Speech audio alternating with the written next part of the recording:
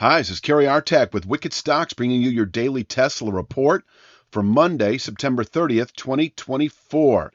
But before we check out the charts, I just want to ask you to please click like, share, subscribe, and check out wickedstocks.com, where we offer a full suite of both daily and weekly analytical videos, just like the daily Tesla and daily NVIDIA reports, daily analysis in the SPY, daily analysis in the Triple Q, weekly analysis in the S&P 500 index, the NASDAQ 100 index, and Apple stock, as well as two individual stock picks a week that you never see on YouTube that cater to the 3 to 5 week swing trader out to the 3 to 5 month near term investor, always looking for 20% moves or more on those underlying stocks. And you get to see all of this for free. We offer a 5-day free trial up front. So check out wickedstocks.com. Let's take a look at the charts. I am going to start with this one. This gives us both the day because of our close proximity to the 262.13 channel top and, really for the next couple of weeks because we're saying that continued settlements at or below 262.13 and rising will keep channel support at 230.96 in reach over the next couple of weeks. And in terms of a clear signal on weakness that indicates 230.96 by the end of next week, that would come with a settlement today below 251.51. And you've got the low of the high is 251.53. Or is it the other way around? Either way, yeah, it could be the low of the high. I don't have the chart in front of me. It looks like I do, but this is just a PDF file. 251.51 is your support. You could start buying at 251.53 if you like.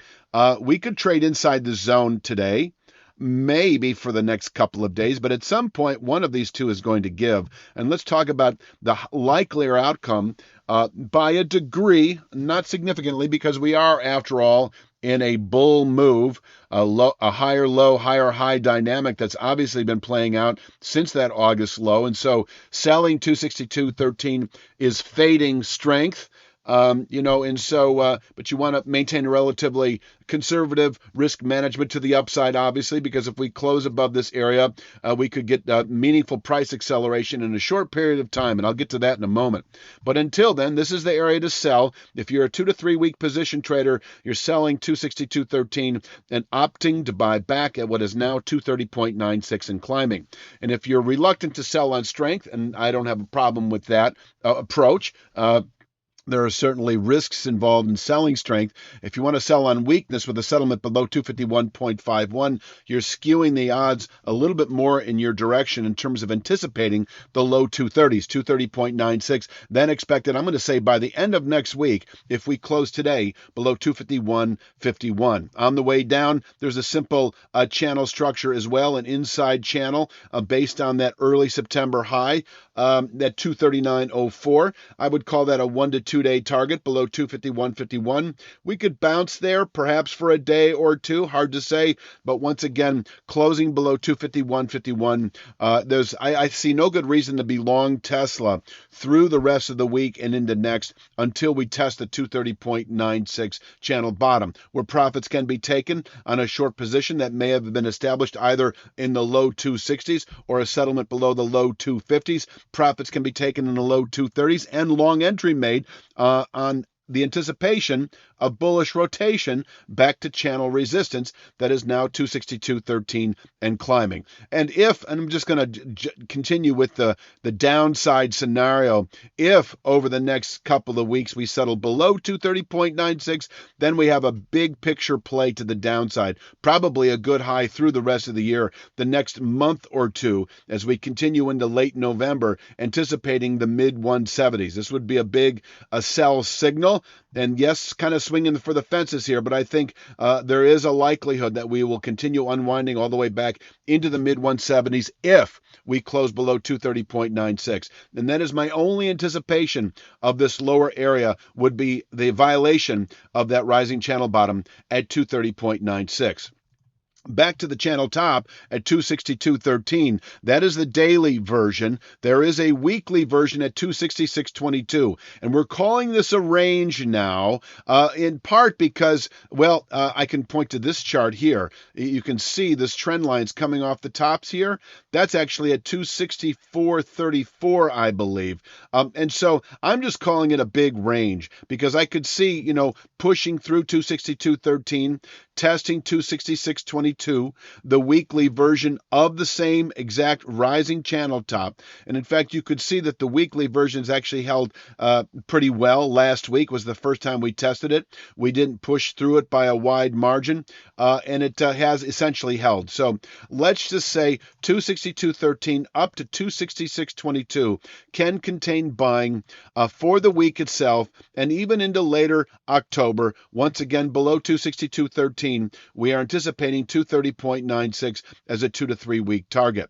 Now, if we close any day this week, today, for instance, above 266.22, then we have a meaningful buy signal. I would expect, 271 is that July high. I have that as an intraday resistance level. So there is a scenario where, we push through 266.22 today, the weekly channel top, and then on an intraday basis, wind up testing 271. That could be it for the day. But if we close above not only 262.13, but also its weekly chart version at 266.22. If we close above 266.22, I see 281.38 in reach this week. That is the high weekly settlement price that was placed back in July of 23. We put out a 299.29 high, by the way, in July of 23, and the high settlement price on the weekly chart is 281.38, and that deserves session containment status, strong enough to contain daily buying pressures, but I don't want to dilute the importance of closing above the 262.13 formation and 266.22 on the weekly chart. On the daily chart, you've got a 304.60 channel top that I would consider to be, this could be within 2 to 3 weeks. We could see price acceleration. I mean, we've seen that before. I know there's a big event October 10th for Tesla, and, we're not even in October yet. So if we get that buy signal today, let's say, above 266.22, we could reach 304.60 by October 10th. And then, we'll see how it all plays out then. So what am I saying here? I'm saying that a settlement above 266.22, technically speaking, I would expect 304.60 within 3 to 5 weeks or less. And that is part of a range. This is a 6-month channel top on the daily chart. And on the weekly chart, we have an 18-month channel top at 333.56. It's hard to put both of them on the same chart, but I suppose we could. And they will converge at some point, because I can tell you right now that this channel top, which we find on the daily chart at 304.60, is rising at a steeper pace than this slightly more horizontal channel top at 333.56. So 304.60 up to 333.56 is a both rising gradually and narrowing, because 304.60 is climbing at a steeper pace than 333.56. Range of resistance that could contain buying if tested over the next month or two, not only through the rest of the year, but possibly well into 25, through the first quarter of 25, perhaps. Did I cover everything?